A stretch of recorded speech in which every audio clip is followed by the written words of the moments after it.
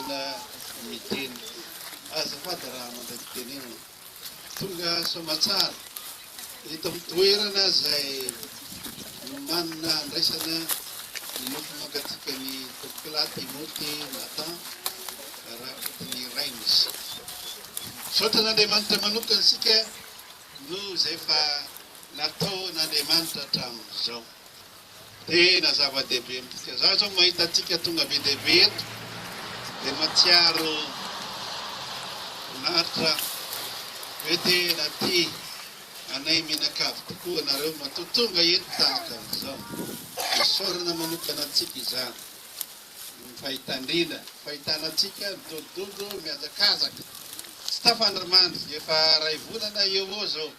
no ny omanatsika eo amin'izao andro zao ka io nataoko misaotra n'Andriamanitra fa tanteraka soamatsara zany zavatra efa niritsika sy nandrasantsika izany zany ingeny mahatonga anay tsy mbola nanao ferapare satria le zavatra tsy mbola ho tonga raha tsy efa elaela efa fantapantatra fa any amin'ny tapabolana ny raha aingana naharitra nefa ianareo naharitra ianareo ary tao anatin'izany dia tsapanay nieriny vavaka sy ny fanohanana nataonareo anay mianakavy dia ny fianakaviana Rafotinjanahary Rafozany Timoty zany papany Nadia ary ny fianakaviana Rakoton'ny Rainy papany Timoty misaotra indrindra tompoko ary derin'Andriamanitra no fifankatiavana misy nataon'Andriamanitra indrindra teto amintsika be dehibe ny nanampy nare le fandehan-javatra dia be dehibe ny manampy sy manohana dia takan'izany koa tany Amerika nahita le fandehan-javatra nahita fa maharitra izy nahita zavatra misy toy indrindra nalala tsara ny fiainan'ny Timoty ny fiarahany taminy i Timoty moa dia olona tia manatin'olona mikarakara serviavo ary zay lahateo mba nampianarina azy tamin'izy mbola kely ka dia nampiasainy tamin'ny fiainany zany ary tsy dia mahagaga hoy Andriamanitra nampiasa an'izany zavatra misy zany ary nanetsika fon'olona maro mba hanampy sy hikarakara zany rehetra zany dia manosika anay manosika ny fianakaviana ary manosika atsika rehetra indrindrindrindra zay rehetra tia anay dia manosika atsika misaotra n'Andriamanitra ary ho feno fakasitrahana ny olona rehetra na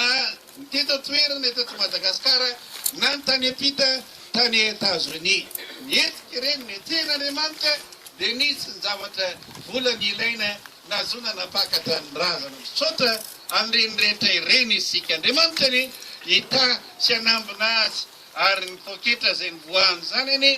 ho tonga kitapo hitahian'Andriamanitra azy amaliny azy no zany zavatra lehibe nataon'izany rehefa tonga ny maraina feno hazavana be ka maneno ny tsofetran-danitra miangona ery ampitarivo kozy marobe hoanikoa ore rehefa tsosona ny anarana rehefa tsosona ny anarana rehefa tsosona ny anarana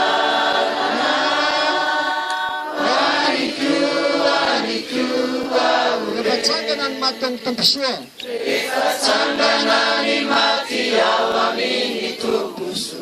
ka mandray anjara hominahitra rehefa tsina ny voafidy ho any akotary tsona ny voafidy ho any akotary hoanitoa ore